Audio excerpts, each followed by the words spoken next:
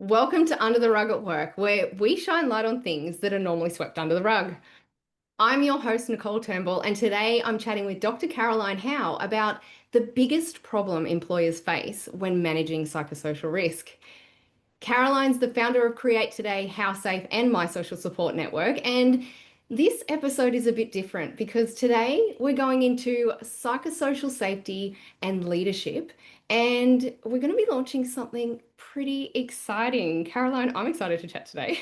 I'm very excited to chat today because this has been an idea that we have worked on probably nearly 2 years now.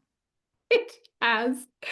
Good things take time. I saw a quote like that the other day and I went, oh, that's good. That makes sense for us. Now, for people who might not have met you before, can you share a little bit about your background and experience? Do you want the longer version or do you want the 30-second version? But um, look, I have been, I'm a rehab counsellor, I'm a researcher and a social innovator. I have worked across academia, government, and frontline practice for about 20 years now. Hmm. Oh God, I always say that and then I think probably not, maybe 30, maybe 30. But what continues to drive me is understanding how people recover, reconnect, and rebuild after trauma, injury, or disruption. And then on the side of that, how do we stop that from happening? Mm. I have quite a long academic background. So I have done a Bachelor of Arts at University of Sydney in psychology and education. I then did a graduate diploma in rehab counselling, and then I went on to do a PhD in work health and psychology. And that's really where my research started to explore the psychological impact and well-being of workers that were transitioning from work out into retirement or just being unemployed. Yep. Now, that work gave me a really strong foundation in a variety of different research methods, but also system thinking and the emotional dimensions that work and identity play in overall stress functions. Mm. I've also held two associate professor academic roles, adjunct associate professor academic roles with Griffith University and the University of Technology, and I also taught at University of Sydney for 15 years. I have contributed to national and international studies on social support, disability management, and psychological injury, and I've had work published in many peer-reviewed journals, and I've presented at conferences all the way from Sydney to Chicago. Wow. I then went to lead and started the research team at iCare, which had not existed before. And in that role, I started a multi-university partnership. And why we did that was to translate research into real-world challenges, because we wanted to focus on mental health, injury prevention, and then system reform. So we actually developed the first social safety gap analysis tool and were able to map psychosocial risks across New South Wales workplaces. We also created the first social support index for injured workers. Now I am with Create Today, and we run a social impact initiative, which is my social support network, and that helps reduce isolation and loneliness for people with injury, illness, or disability, and also aged care to reconnect with others, and Howe Safe, which is the social. You get so tongue twisted saying all this, don't you? But the psychosocial safety risk assessment platform, and that supports employers to assess and manage psychosocial risk.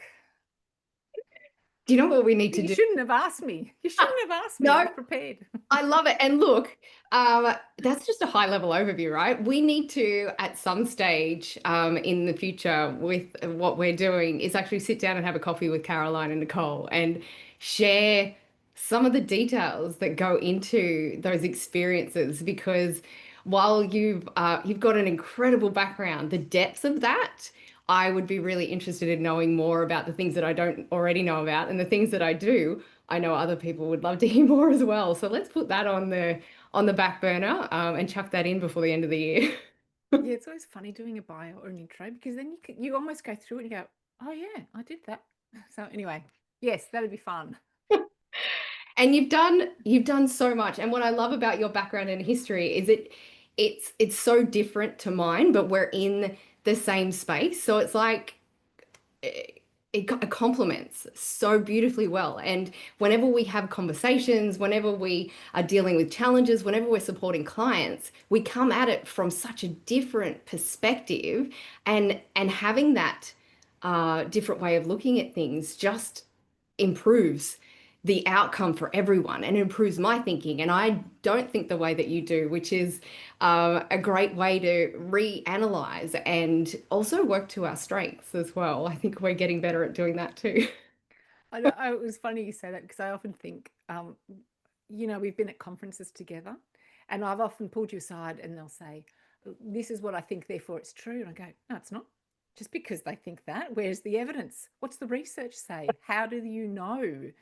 And that has been such a really important part that I've really enjoyed working with you about, is that you're always wanting to make sure that whatever you do is backed by that evidence and that research, Mm, because too often people go running into looking for a solution where they don't understand the problem. They throw a solution in and then they go, "Well, that didn't work." Nope, didn't work because you didn't know what your problem was. And then you put in a solution that is popular, but yeah. it never had the evidence that it was actually going to solve your problem. So that's what I like to do. Make sure that we've got, that nice solid evidence behind anything that we suggest. Yeah. And one of the challenge I was going to say the challenge is one of the challenges is that the psychosocial safety space, especially when it comes to work health and safety, is still so new. So people are really starting to, or trying to find their feet. Organizations are confused as to the language, which, we understand. There's all sorts of things like psychosocial hazards, psychological injury, Well, psychological safety. I was in a meeting with someone not long ago, and they were talking about, that person with mental health, Mm. that person, and we don't need to do that here because it's that person. And I think, well, how is it that we still have employers or people thinking that mental health is something that someone else has, not you, as if you don't like it. I don't Yeah, have it. taking I'm that fine. I don't have mental health. we all have physical and mental health. It and it's I think it's been a shame the way that government has rolled in the legislation that employers need to um, be very aware of and adhere to keep their people safe, Mm. but without any knowledge translation. And government works so well in acronyms. And so then you throw something like psychosocial. In fact, if it hadn't have been for COVID, I don't think people would even understand what social actually means Mm. until everybody was locked off from each other. So Yeah. there's an awareness now, but unfortunately, they still put psychological and social together as if it's a thing together. And so, it's no wonder that employers continually face any of these obstacles in trying to manage what the hazards are and Mm. what does that mean for them, because they're still trying to get their head around what the word is, and Yeah. there are some that still wonder why that person has mental health. So it's Yeah. And look, I've got about 14 years experience in many government agencies, and I know the heart of a lot of the people that are there. Like they've got a tough challenge ahead of them or and behind them. But it's how you look at things and how you simplify and explain things as well. So my background is 20 years in comms and engagement. So I look at things very differently from the how do we make it easier? How do we explain what you want them to do without the technical or the legalese? Like they don't, we've got incredible people that are creating these things. However, there's often a mismatch between the development and the implementation because of that language shift and change. So, I'm the same as you. You look at the years and then you kind of stop. So I've got 20 years in comms engagement. I think it's a little bit more. Yeah, Just kind of stopping there, and then 15 in work health and safety and workers comp.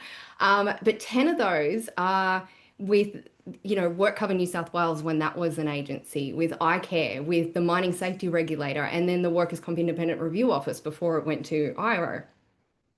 And in those, as I said, I saw incredible people. I loved the programs that I was working on. But I also saw and experienced every psychosocial hazard in the book. And I did everything by the book, but the book didn't help. The legislation didn't help. Definitions, while they're important, they don't tell people or give them the tools to know how to do these things. And as you and I know, we talk to a lot of people, employers, HR and work health and safety professionals, leaders, workers in our day-to-day work. And most people want to have a good place to work. They want to do a good job. And one of the sticking points is they don't know what to do when there are issues and conflict. They don't know how to de-escalate. So what Neon Shed does is dive into the tough stuff to help make it easier.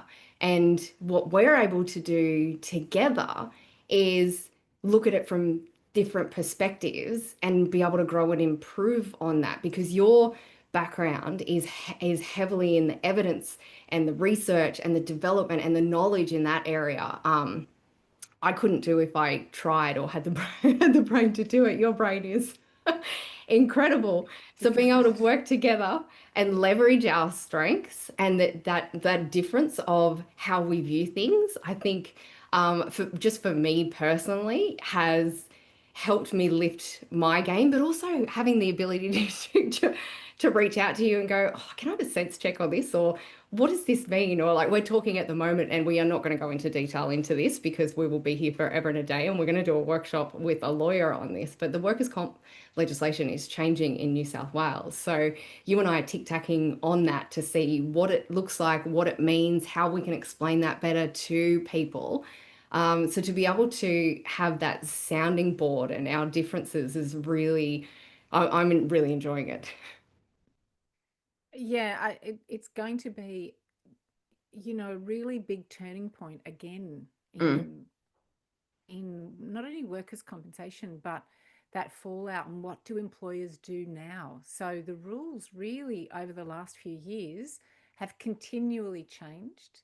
So if you're thinking about from an employer's perspective, you've got to get your head around one set of rules. Then the next set of rules come in. Then there's all this language that's brought in. Then there are suddenly hazards that they need to be able to manage. mm. And employers or work sites have been very designed.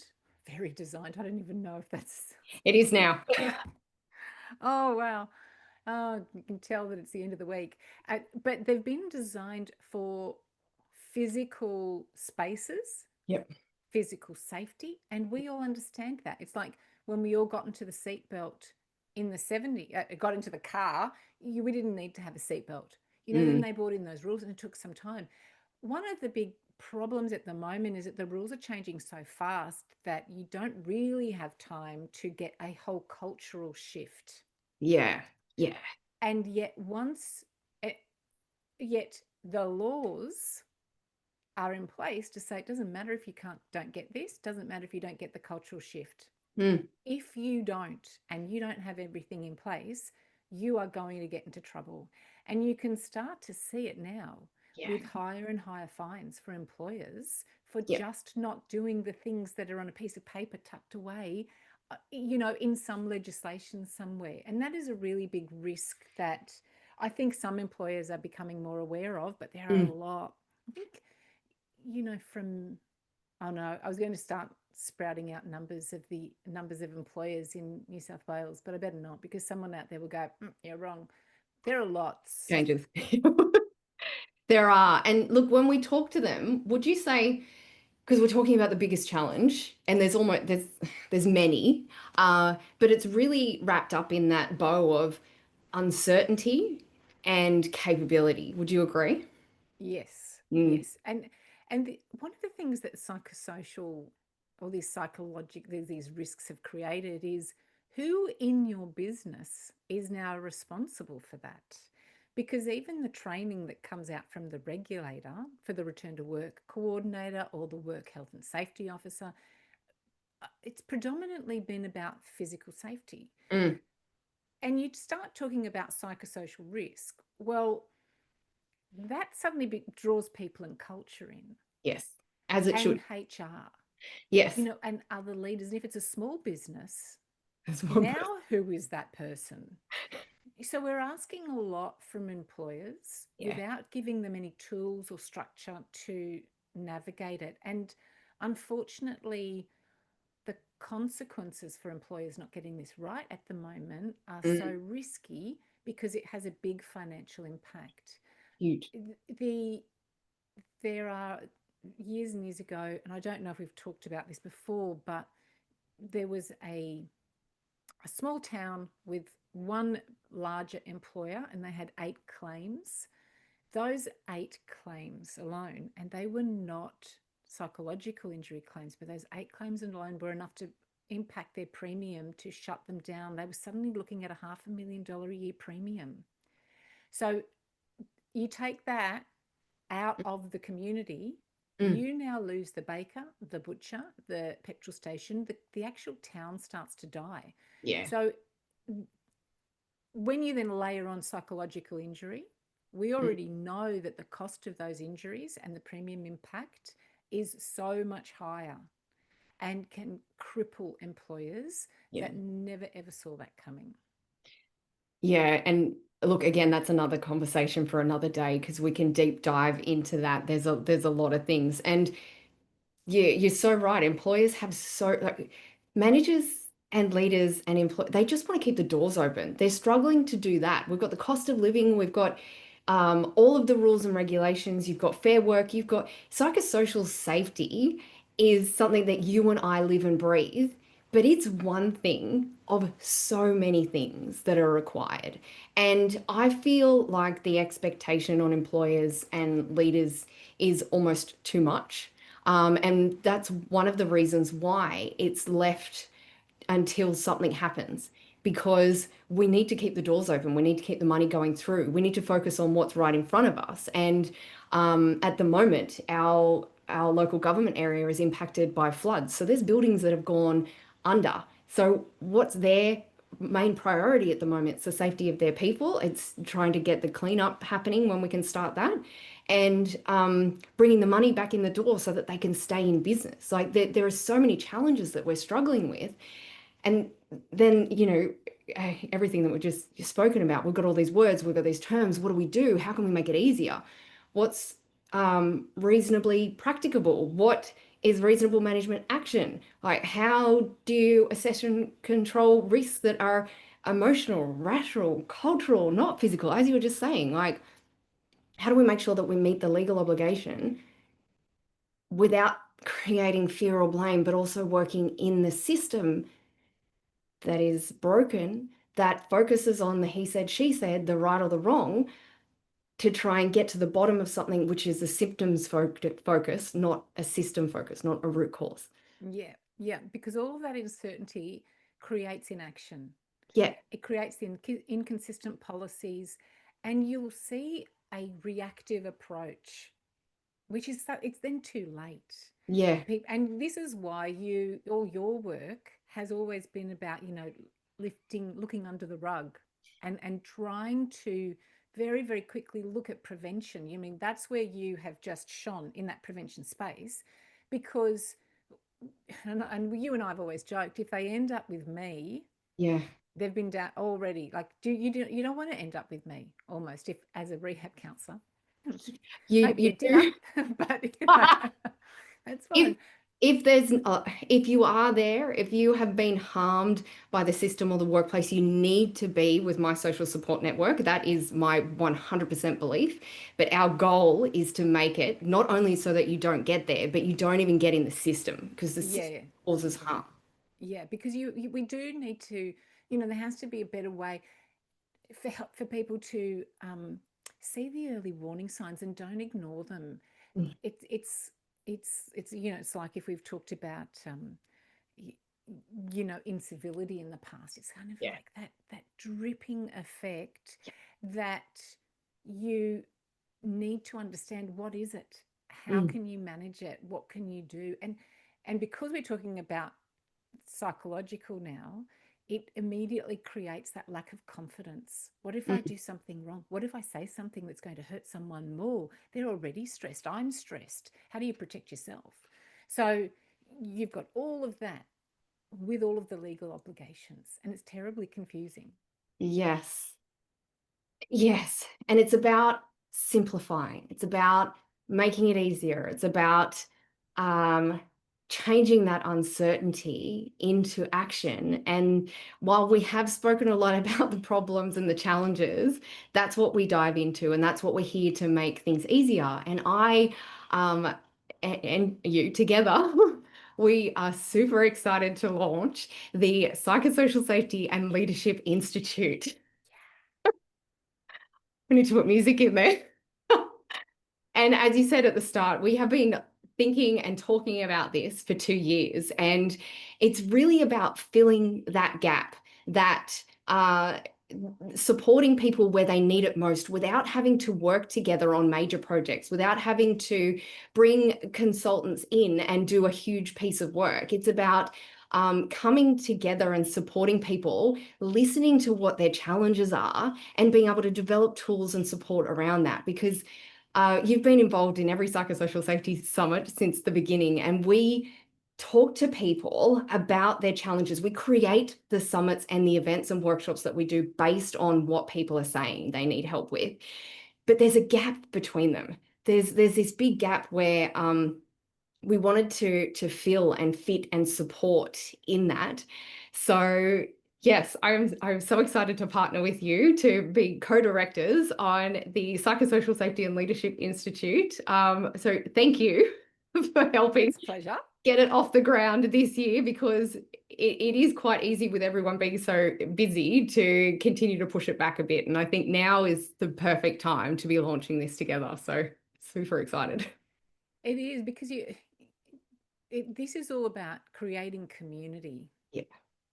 so that there are people to talk to, education that's clear, things that are grounded in law, Mm, because that changes. yeah. And small businesses or big businesses, to have that space where you can go and make a phone call and talk to someone, or be part of a group, or go online and just get some resources, Yeah. is the intent, is that it's helpful and always evidence and research backed. Mm.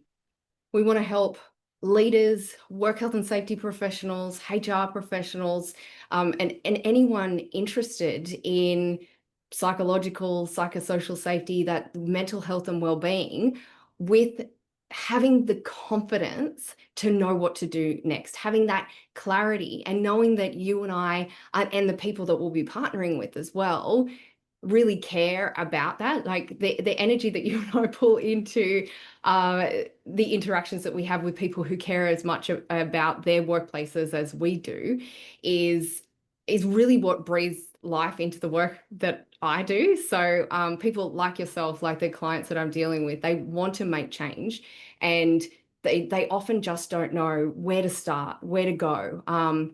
And when you talk about, grounded in law, we're actually going to be partnering with lawyers to bring that information to the community. Like, you and I are experts in our areas, but we're not experts in everything. So we really want to work to other people's and organizations' strengths as well, to be able to give the community what they need when they need it. So we don't have to look at a code of practice, for example, and try and understand it. We really are going to, for example, one of the, so we're going to be doing monthly workshops, and one of the first ones we're going to be doing is really breaking that down, understanding the different ways that you can focus and put your efforts, energies, and resources into the right places, and understand how to figure out what those priority focus areas are. Because you look at the hazards, it's just a picture, and you think, oh, where do I start? So we just start where we think it is, instead of where the reality is. And sometimes the perception can be different. It reminds me of a workplace that I was doing some consulting for, and they were trying to assess their own hazards, and they put out the hazards on a piece of flip chart paper around the wall, and then they got everybody in the room to put down what they were doing as an activity under the hazards. And I thought, well, if there's a gap under this, then that will be the hazard. But the problem is we're talking about humans. We're Mm. talking about the social condition. We're talking about the culture at work. And Mhm. so you may not be doing something really actively in that, and that may not be your problem. But understanding, and this is why the Institute has come to life, because people can share knowledge as well. You don't, as an employer, have to be solving the problems by yourself all the time. Yeah. And we don't need to know everything, but we can certainly find the information. We can Yes. share the information, and then you can share it with the community as, you know, as part of the institute as well, which just helps everybody grow and Mm. understand and learn. So that's what's really exciting, actually having a community around this. Yes. Because we say to workplaces all the time, or the legislation says, you need to create psychological safety, you need to bring the team together, you need to do X, Y, and Z. But I find HR and leaders often, and work health and safety, especially, like, yes, psychological safety has always been in the legislation. We've got the psychosocial hazards in the code of practice, which came at the end of 2022. But they still feel quite isolated because they don't have a group of people together to be able to bounce ideas off or know what the tools are. Like, I'm doing some work with councils, and they're doing different things in different areas based on their organization, which is amazing. Same with the not-for-profit sector. Um, Different organizations are doing the same thing in different ways, but we really should be able to come together and say, right, what have you got that's working? What have we got that we can share with you? Where are the gaps, and how can we share that across everyone so you don't have to reinvent the wheel? So you can focus on doing the work, the strategic work that matters, and getting the support and the tools and the data and the information that you need to be able to go to the business and say, right, this is where we need to go, or this is how we need to move forward, because it's already been Yeah. confirmed, discussed, evidence. Yeah. And it's interesting. It's not, there are places like Safe Work, for example, in New South Wales, where there is information, but it's a one-way opportunity. It's me going, I have to navigate, I've got to find the information. So there are places where there is information, and Mm. we'll certainly have the information. Yeah. What is different is the opportunity to have translated information that you can understand, Hmm. have someone to talk to, either on a one-on-one basis, have a community of employers that are in similar industries to yours Yeah. that you can also connect with, and then have access to education, and have that in a way that allows you to not only flourish in your own role, but give you the skills to then start to uplift the whole business. So if you're thinking of it then from a return on investment for a business, Mm. you are now, in uplifting your culture, going to increase your job satisfaction.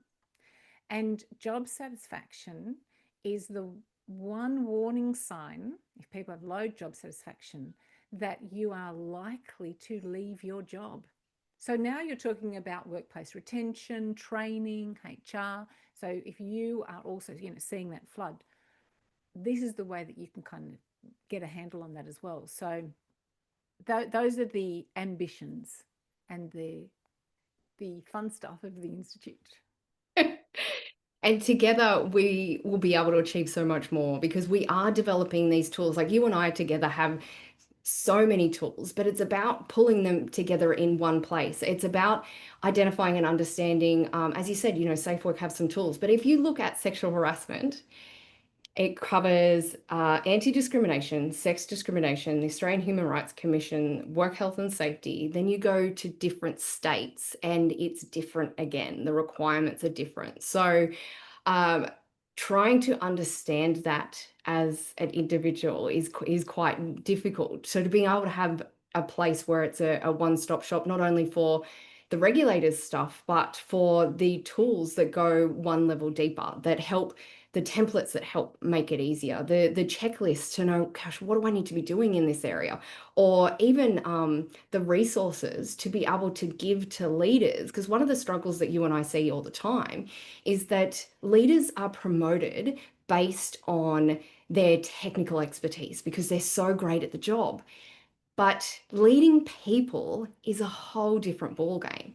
So if we don't have that training to understand, or a great mentor to understand how to empower people, how to encourage them, how to create a psychologically safe environment, then we just do what we've seen or what we've grown up with. And often that's where the conflict and the issues occur, is because we want to do the right thing. We just don't have the right tools to do that. So we've got a bunch of tools that HR and work health and safety can provide to leaders to be able to give them a structure and a template to know what to do in, let's say, for example, a performance review, or regular catch-ups and regular connections. So doing some of these simplistic things that make it easier for them to then focus on some of the other areas that they need to bring them up to speed, and hopefully fast track that as well. So yeah, we are excited to launch this, and there's a couple of ways that people can get involved. So, for people who work for an organization, if they're an employer, a HR work and safety professional, a leader, or a worker, they can become a member of the community and get access to tools and resources, as well as monthly workshops with experts too. So, and a whole bunch more. And then what we're looking to do too is, instead of compete, we want to collaborate with other organizations that are consultants in the psychosocial safety space, or in HR, work health and safety leadership services and solutions. So we want to actually, there's not enough people and not enough organizations who are really focused on psychosocial safety and psychological safety. And as we were talking about before, it's all about working to our strengths. So we want to bring people together to join the Psychosocial Safety Collective, to be able to bring your expertise to the community, and um, working together with experts to lift industry standards, share our knowledge, and create that meaningful change. So we are so excited to work and support the community and other organizations in this area, because we know that together we can achieve so much more. It's a very exciting time. Do we have a launch Yes. date? Well, this podcast is going out next Monday, so it's going to be a little soft launch, which is early June. So people who listen will get first to know. We're also doing, so if you come to, or you came to the Newcastle Summit, you get a special deal, as well as subscribing to our e-newsletter. So if you have already come to something, you get a special deal, but we're going to be going publicly in around mid-June. So there's a lot involved in setting something like this up, but we are super excited to kick it off the ground. The website is there and ready and available. So if you go to psychosocialsafety.institute, you will see the wonderful work that we have been doing behind the scenes. So you can join us today, but we just want to get a few things together so that we can shout it from the rooftops publicly in mid-June in 2025. We kind of need to say the years now. And look, what you and I both know is most organizations, they're not failing because they don't care. They're failing, or they're tripping up because they don't know where to start and they're afraid of getting it wrong. So we have created the Institute to really change that and help leaders move from that confusion to confidence, and from compliance to genuine cultural change. And we know that's where the rubber hits the road, is when you're looking at that genuine cultural change, which most people want. They just struggle to get that traction. So we're here to help. I'm very excited. Is there anything else you wanted to add before we jump off and get stuck into it? I have to go and do research now because, when people log in and become a community member, they're going to want good research. And that's what we'll have. Yes. Caroline, thank you so much for joining me. Thank you so much for partnering together to launch the Institute. I'm so excited for what we can do together and with the community and for the community. Thank you to the listeners for listening into this episode. If you found it valuable, please subscribe and share it. And we will see you next time on Under the Rug at Work, where we continue to shine light on issues that are too often overlooked. And we will see you in the Psychosocial Safety and Leadership Institute.